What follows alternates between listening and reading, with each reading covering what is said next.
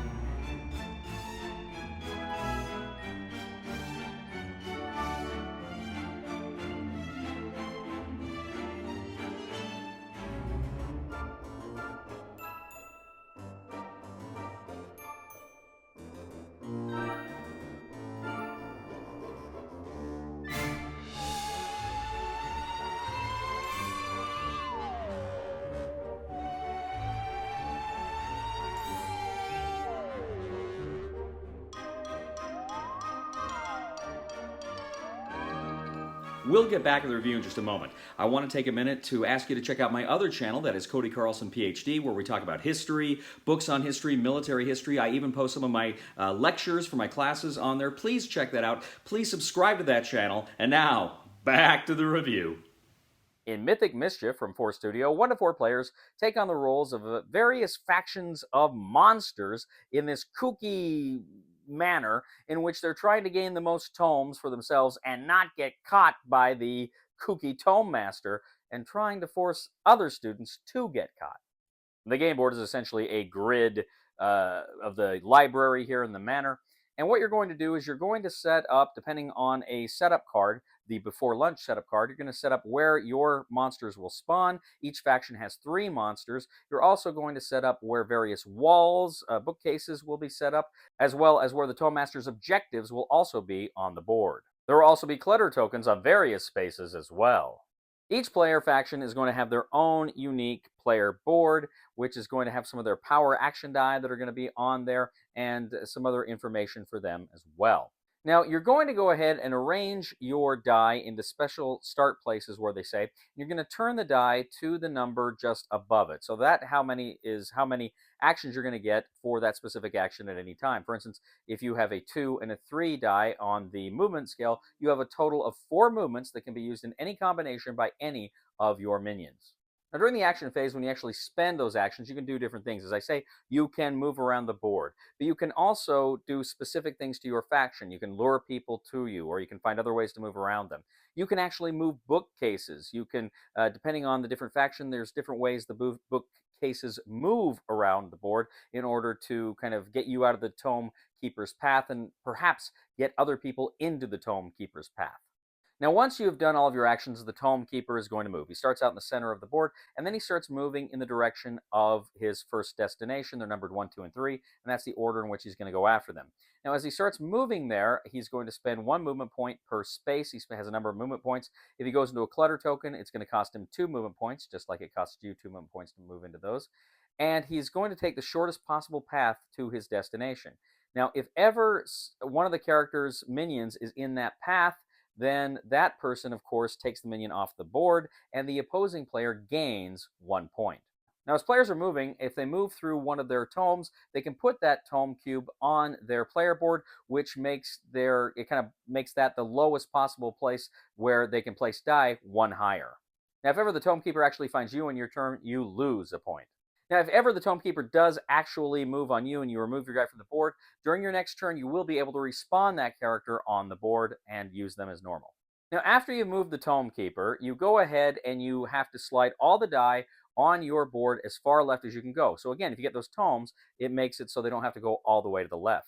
Next, you boost 2 of your action die. You can pick 2 of your action die and boost them 1 place to the right, or 1 die 2 places to the right. And then whatever number it lands under, you can flip it to that number, gaining you more actions for that specific action. Now, after the Tome Keeper has reached its 3rd destination, you then reset the board, and it is now after lunch. You get a new card that shows where everything begins, where everything spawns, and you begin again. After lunch plays out largely the same way. You're going ahead, you're moving, you're trying to get out of the Tome Keeper's way, you're trying to force other people into his way to collect those points, and then you are manipulating your die. Now, if ever one faction reaches 10 victory points, then they immediately win the game. However, if they haven't reached it by the time the Tome Keeper has found his third destination after lunch, then whoever has the most points wins. Mythic Mischief. Okay, so I've just played this game 2-player, so that's kind of what I'm basing this review on. Now, a while back, I reached out to the good people at Force Studio. I was very interested in Moonrakers. They sent me a copy of Moonrakers, and they sent this along with it. I really enjoyed Moonrakers. That was just a fantastic deck-building game. It felt very unique and unusual and fun, had a great negotiating system. Absolutely loved Moonrakers. This one, I didn't know what to think of. Usually cartoony games with kind of cartoon themes and silly themes. Usually, they're not my favorite. But I was kind of intrigued about this one. I'd heard a lot of good things about this one, so I thought we'd give this one a shot. First of all, it's not terribly difficult to learn, and it's not terribly difficult to play in the sense that you know what the rules are, you know what you can do. That is all of it's pretty intuitive. You kind of, I guess, do have to learn a little bit about the dice manipulation at some point, but generally it's not a hard game in that sense. However, having said that, this is one of the, for such a light skirmish game, particularly 2-player kind of skirmish game like this, this is one of the most heavy AP games I have ever played. Every turn, we're sitting there thinking, okay, what can I do? I can move the wall this way, and I can move here. Will that bring the Tome Master? No. Okay, I'll do it this. If I do here, and no, I can't do that. I can't do it. And it's a game where frequently you're kind of playing through your turn, and you realize you can't do something. So it's like, yeah, okay, go back. But it happens again and again. This is an incredible AP in this game, and trying to figure it out because there's so much. There's just so much you can do on your turn. Sometimes it's not even a question of that you've got that much to do on your turn, but with your limited resources, you know you can do something, but you just don't know what. And sometimes there's nothing you can do that will be effective. You can still move, and you can still try to head toward tomes, and you still try to progress, but you know there's nothing that's going to be effective to get the guy to go where you want to go. But you really have to think about it. This is the definition of a brain burner. And I got to tell you, it's like a chess match. It's like you're playing chess, but on a different level. But really, if I were to compare this to any other game, I would say it's chess. It feels like chess. But there's so much more here and more nuance. And it's fun. The different factions, how they've got different abilities.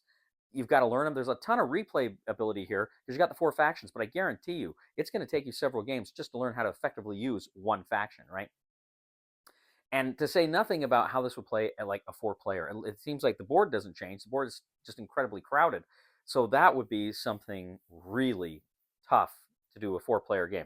I don't know that I'd be up for that. I mean, maybe I would. If somebody wanted to do it, I'd play it, certainly. I don't know that I'd be the one to initiate it, though. It looks like that would be tough. And it would be a longer game for sure because of the AP. But really enjoyed it. This is a really fun game. Ray and I really got a kick out of it. It's you know, it's one of those games where you're trying to trap your enemy. So there's a real kind of take that feel to the game, which is something I really enjoy. This game is great. I think they did a Kickstarter for like a part 2. I'll be interested to see how that comes out here, but it's a great game. I really like Mythic Mischief. I think they did a fantastic job creating this great, almost abstract. It's got a great theme, but it almost feels like it, like I say, like chess is abstract. They did a great job with it, and looking forward to seeing what else comes down the line for this game. So the recommendation for the discriminating gamer for Mythic Mischief is buy it. Well, ladies and gentlemen, thank you once again for joining us today on The Discriminating Gamer. As always, I ask you to please leave a comment for us on YouTube, on Board Game Geek, on our Facebook page, or on thediscriminatinggamer.com. We'd ask you to please like us on Facebook, subscribe to us on YouTube, and follow us on Twitter. I'd also ask you, ladies and gentlemen, to please check out my other channel, that is Cody Carl PhD, where we talk about military history, books on history, fun things like that. I even post some of my lectures there on the channel. It would mean the world to me if you would subscribe to that channel as well. Please leave a thumb to Board Game Geek for this video. We'd really appreciate it. And if you really like the content we bring you here, ladies and gentlemen, I would humbly ask you to click on the Super Thanks button and leave a tip. What do vegetarian zombies eat? Grains! Please somebody help me on my feet again, and I don't know where I'm going, and I don't know where I've been. Please somebody help me on the solid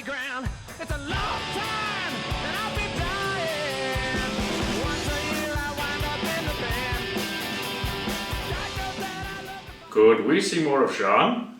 You know, you're really starting to get on my nerves. Hey, Cody. Who are you talking to? What do you mean? I was just talking to...